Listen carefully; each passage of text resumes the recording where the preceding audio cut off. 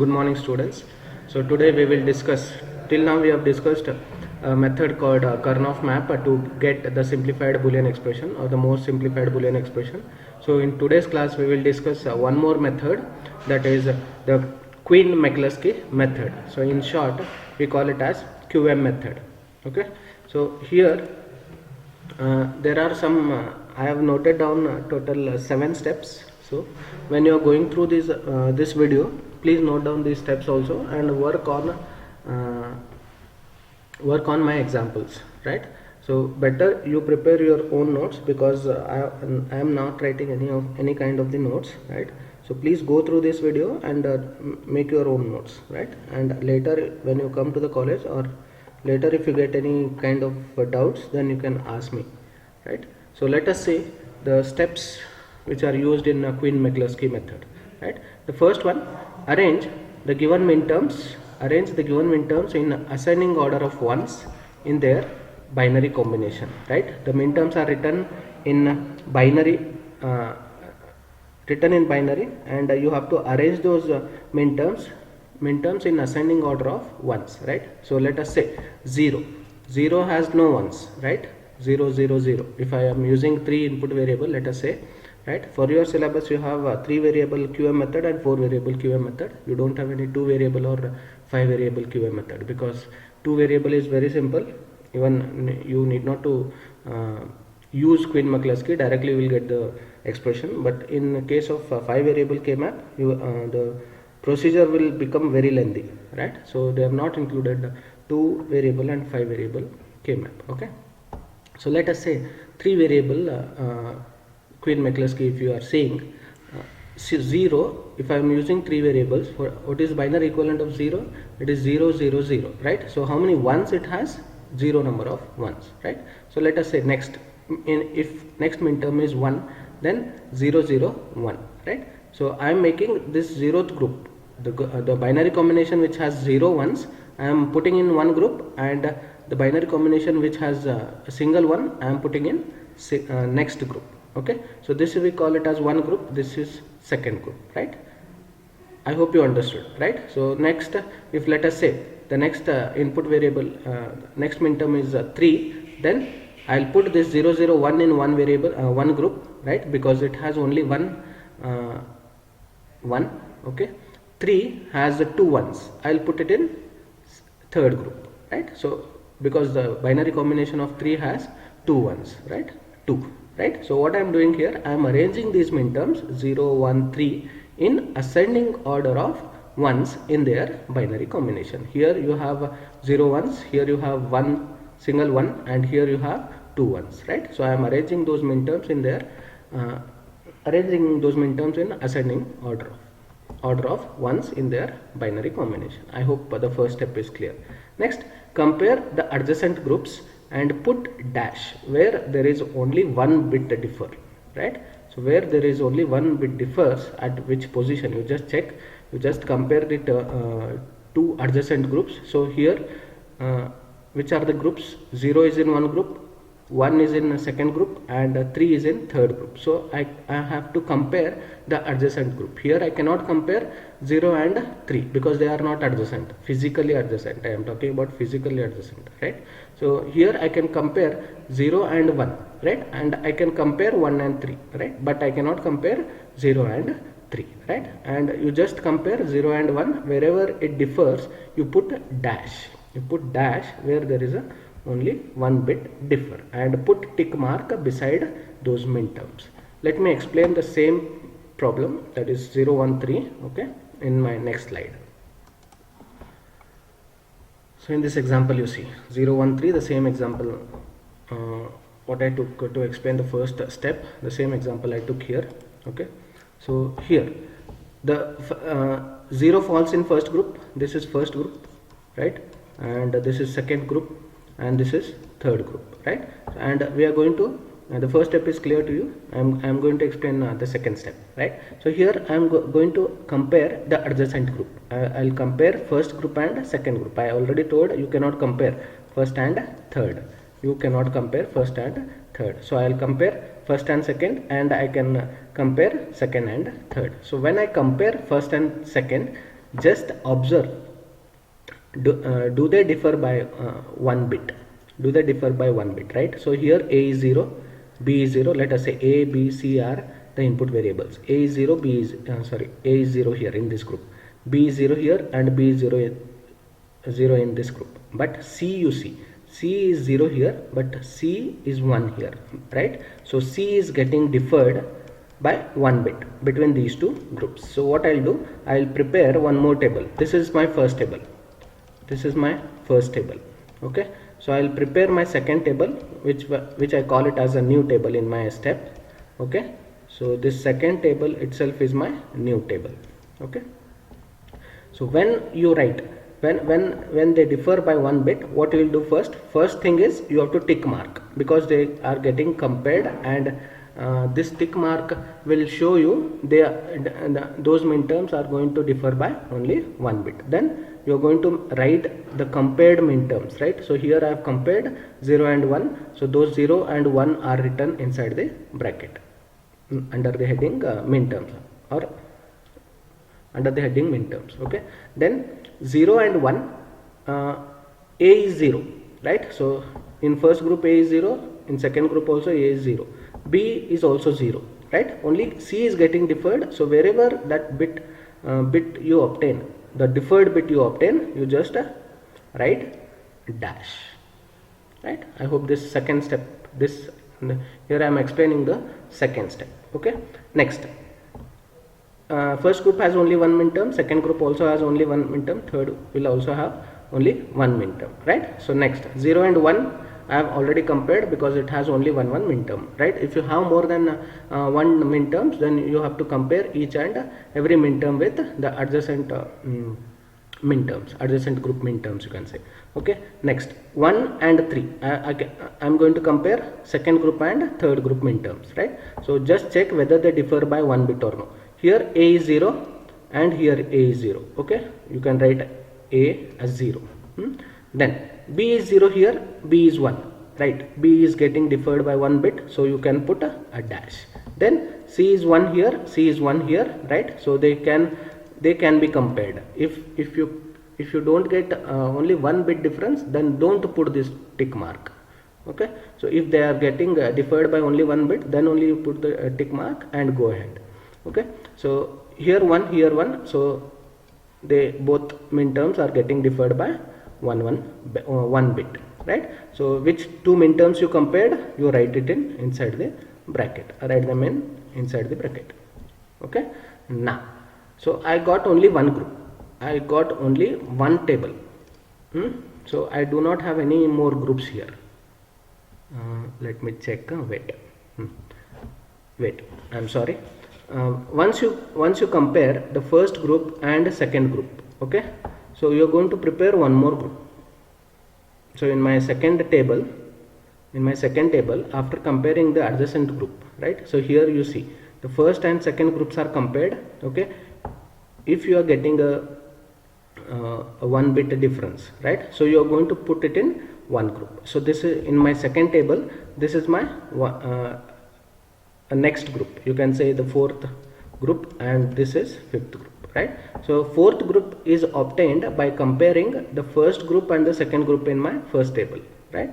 And fifth group is obtained after comparison of second and third group in my first table, right? So now you observe, this is my second step. Okay, let me go to the previous slide to explain the third step. So see here, in third step, if minterms differ by more than 1 bit, then don't put the tick mark, right? So if they are getting differed by more than 1 bit, then don't put any tick mark. Then go to the fourth step. Prepare a separate table after comparing adjacent group. I have already prepared, right? This is my separate group. This is my separate table, right? This is my separate table. So this is my separate table. Okay, so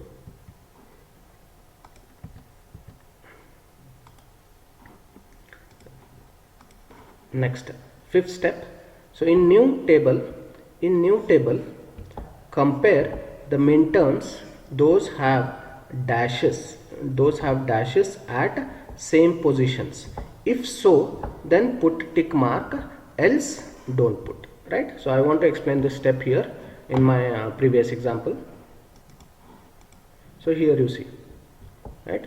So compare the minterms which have dashes at the same position, right? So this is one set of minterm that is which are present in fourth group, and the fifth group has one set of minterms, right? So here the dashes are not at the same position, right? So I cannot compare these two groups, right? So dash here in fourth group, a dash is present at third position, and in fifth group, a dash is present at second position, right? So I cannot compare these two minterms. So here the process has to be stopped here.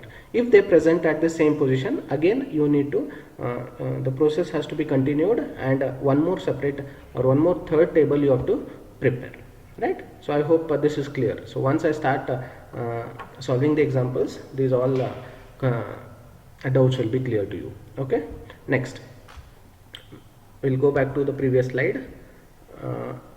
We'll move to the sixth step. Do this repeatedly, right? Do this repeatedly until we get the unticked minterms, right? So this is very important. Putting a tick mark for this I am calling as tick mark, right?